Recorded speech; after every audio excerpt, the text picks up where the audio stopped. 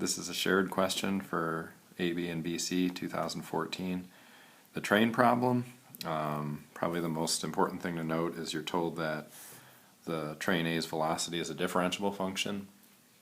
That means that it's also a continuous function. That'll come into play later in the problem. So part A says find the average acceleration of the train. You're given velocities, so you just find a slope, and that'll give you the average acceleration.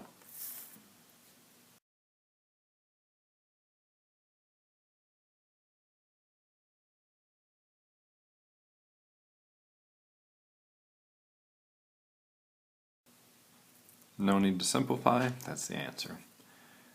Part B, do the data in the table support the conclusion that train A's velocity is negative 100 meters per minute at some time t on the interval from 5 to 8 open? Give a reason for your answer. This is an intermediate value theorem question, so it's on the level of velocity that they're asking about, and if you look in the table, from 5 to 8, we start with a velocity of 40, we end with a velocity of negative 120, so yes, there had to be some time in between when the velocity is negative 100. In order to establish that the intermediate value theorem is in effect, you need to mention that differentiability implies continuity.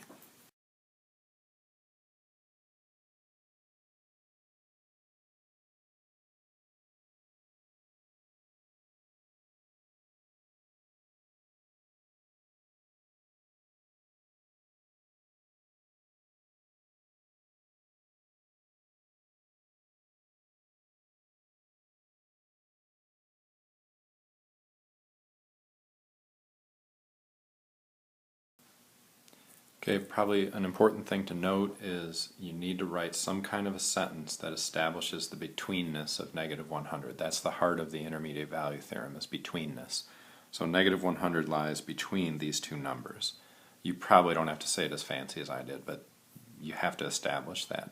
And then you are allowed to use this abbreviation. You can write IVT, and that's accepted abbreviation for the intermediate value theorem. And then furthermore, if you're wondering how to say these things, look at the question itself, because in the question they use language similar to this, a time on the interval. So mimic the question, it's a good strategy. C, at time t equals 2, train A's position is 300 meters east of the origin station, and the train is moving to the east. Write an expression involving an integral that gives the position of train A in meters from the origin station at time t equals 12. So the idea here is that classic initial position plus net change situation. So if we go back and read the question again, they give you a starting position, 300 meters east. So that would be like position is 300, and then you can use the velocity function, the integral of it, to get net change in position.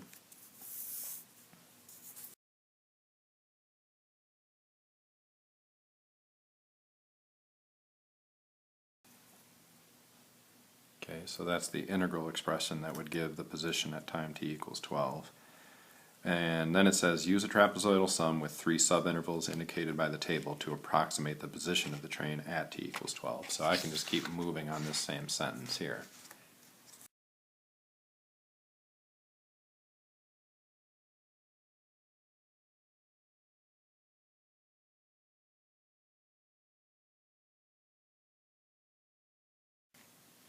Okay, a little bit messy at the end there, but there's no need to simplify this. This gives the position, or the approximation for the position of the train at time t equals 12, and I'm done with part C. D says a second train, train B, travels north from the origin station. At time t, the velocity of train B is given by, and then they give a function, and at time t equals 2, the train is 400 meters north of the station. Find the rate in meters per minute at which the distance between train A and train B is changing at time t equals 2. This is obviously a more challenging sort of a question. It might help you to draw a picture to get some kind of an idea of what they're getting at. So this is a right triangle type situation.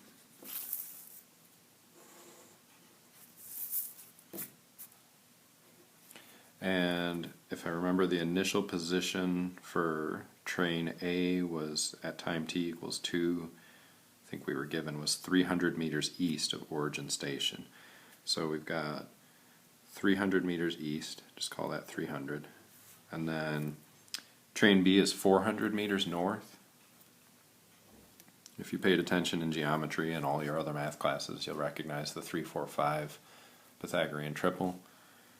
And the situation is that the distance between the trains will be the hypotenuse of this right triangle.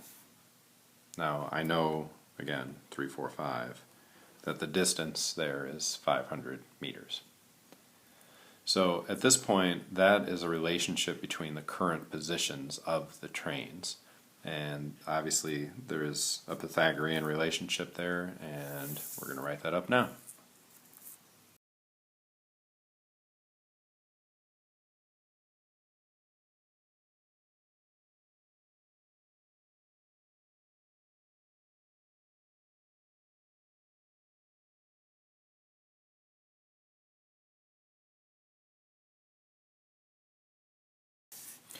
So this is, of course, just the Pythagorean theorem. I think some students at times are challenged with the idea of, well, why don't I just put the numbers in, since I know that this is 300, 400, and 500. But the point is that this question is about the rate at which the distance between the trains is changing. So you need variables in order to take a derivative. We're going to take a derivative implicitly. And if you have no variables, then you're just capturing sort of a moment in time, the relationship at a moment in time. And making the problem static. And to keep the problem dynamic, in other words, in order to assess the rate of change of the motion, you need variables.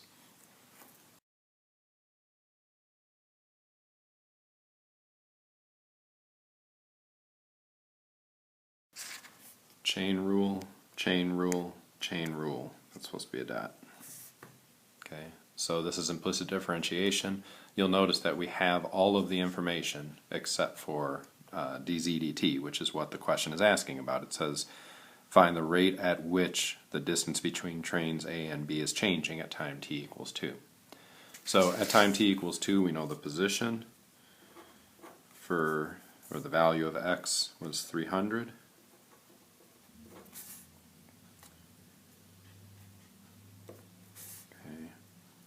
The velocity at time t equals 2 is 100. Okay, so the velocity is the rate of change of the position of train A. I know that the position of train B is 400 because I'm told. I'm going to need to get dy dt, the value of dy dt, by looking at the function that they gave. So they give the velocity here. So v of t is all this. So I need, if I plug time t equals 2 in here, that'll give me the velocity, okay, if I plug it in for t. So I'm going to do that, but I'm going to do it without simplifying, because there's no reason to simplify.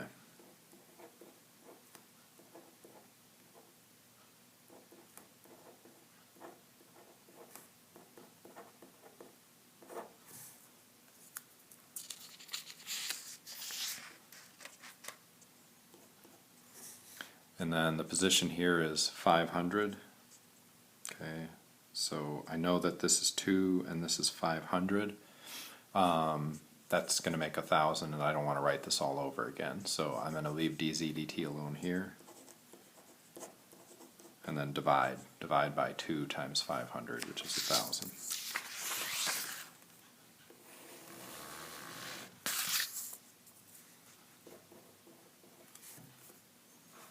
And that does it.